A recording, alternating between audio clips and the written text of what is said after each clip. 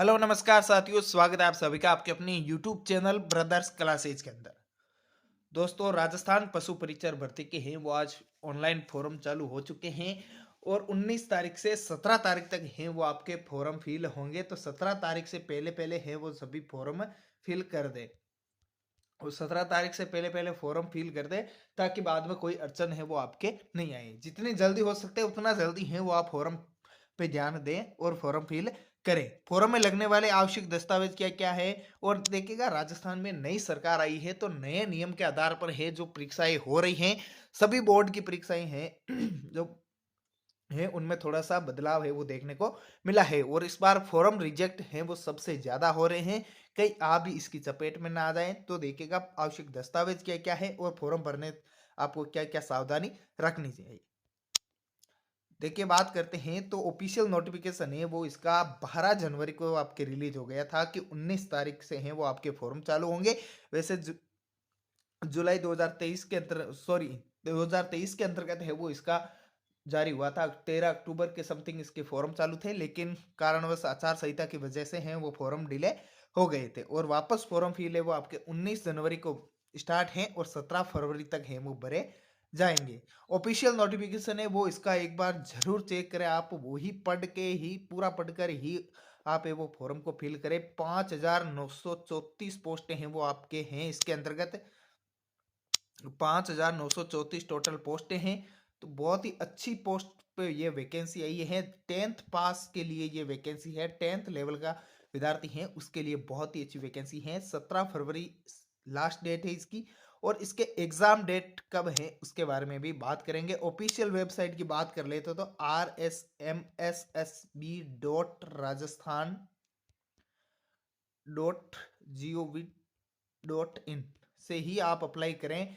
GOV है वो लगा हुआ होना चाहिए। कई फर्जी वेबसाइटें हैं जिनसे आपको फॉर्म फिल करवा दिया जाता है, लेकिन आप ऑफिशियल वेबसाइट के थ्रू ही फॉर्म फिल करना है। अधीनस्थ बोर्ड की ऑफिशियल वेबसाइट है वो दे रखी है स्क्रीन पर, आप देख सकते हैं, वहीं से आपको फॉर्म फिल करना है।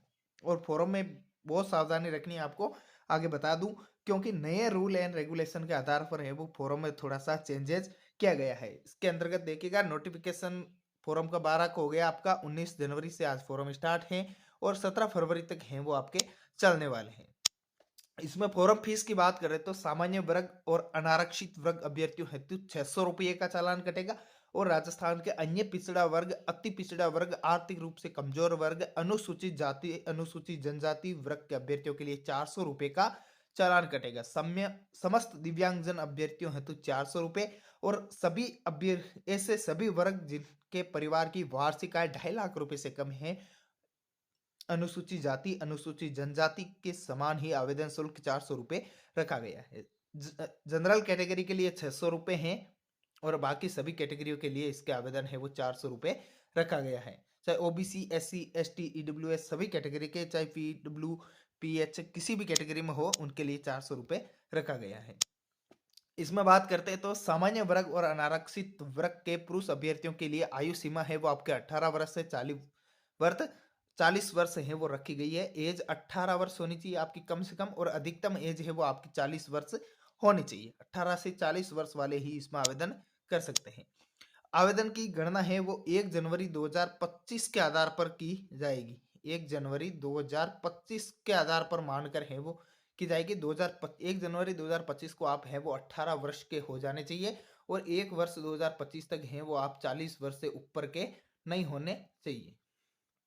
तो इसमें आप आवेदन कर सकते हैं। राजस्थान राज्य की मूल निवासी, आर्थिक रूप से कमजोर वर्ग, अन्य पिछड़ा वर्ग, अति पिछड़ा वर्ग, अनुसूचित जाति, अनुसूचित जनजाति एवं सेरिया वर्ग के पुरुष अभ्यर्थियों के लिए इसमें 5 वर्ष की आयु का छूट का प्रावधान किया गया है, जिसके अंतर्गत है से इन जातियों के वाले 45 वर्ष तक हैं वो फॉर्म फिल कर सकते हैं और 18 वर्ष है वो न्यूनतम आयु रखी गई है। अधिकतम आयु 45 वर्ष तक इसमें आवेदन कर सकते हैं। आगे बात करते हैं इसमें सिलेबस की। तो सिलेबस के अकॉर्डिंग देखिएगा, आपके भाग ए और भाग बी दो भागों के अंतर्गत है वो इसका एग्जाम होगा। पर पहले भाग के अंतर्गत 105 पर्सन आएंगे और 105 अंक होंगे। 105 में 5 क्वेश्चन है और 105 ही मार्क्स हैं। बे भाग के अंतर्गत देखिए 45 ही क्वेश्चन है और 45 ही मार्क्स है। टोटल 150 नंबर का आपके पेपर होगा। इसके अंतर्गत बात की जाए तो 5 ऑप्शन है वो आपको देखने को मिलेंगे। 5 विकल्प हैं वो आपको देखने को मिलेंगे, ए बी सी डी और ई। इन 4 विकल्पों में आपको एक आंसर देना है। अगर इन चारों में से आप कोई आंसर नहीं दे रहे हैं तो आपको 5वां विकल्प है वो आपको भरना होगा। 5वां विकल्प अगर अधिकतम खाली रह गया आपका तो आप वैसे ही एग्जाम में बाहर हो जाओगे। और इसमें नेगेटिव मार्किंग है वो आपके 1/4 रखी गई है और 3 घंटे का समय मिलेगा आपको और 40% अंक है वो आपको लाना जरूरी है। भाग 1 के अंतर्गत बात करें तो भाग 1 के अंतर्गत है वो आपके मैथ है, मैथ है, साइंस है, जीके है और करंट अफेयर है। करंट अफेयर का पार्ट भी इसके अंतर्गत रखा गया है। 4 से 5 वाले वो करंट अफेयर के भी आ सकते हैं। अब बात करते हैं आवश्यक डॉक्यूमेंट की। तो आवश्यक डॉक्यूमेंट की बात करते हैं तो 10th कक्षा की मार्कशीट है वो आपके पास होनी चाहिए। 10वीं कक्षा की मार्कशीट जो उसके अंतर्गत डीओबी विथ होनी चाहिए मार्कशीट, और आधार कार्ड है वो अपडेट करवा ले आप। जो भी पुराना आधार कार्ड है उसको एक बार अपडेट जरूर करा ले, कम से कम 1 वर्ष के अंतर्गत है वो आपका अपडेट हुआ होना चाहिए। और 12th क्लास की मार्कशीट है वो आपके पास होनी चाहिए। अगर नहीं है तो भी कोई दिक्कत नहीं है। 12th क्लास की मार्कशीट क्योंकि वैकेंसी है वो 10वीं कक्षा के आधार पर की जा रही है, तो आपके पास 12th क्लास की मार्कशीट होनी चाहिए। अभ्यर्थी का फोटो एवं सिग्नेचर।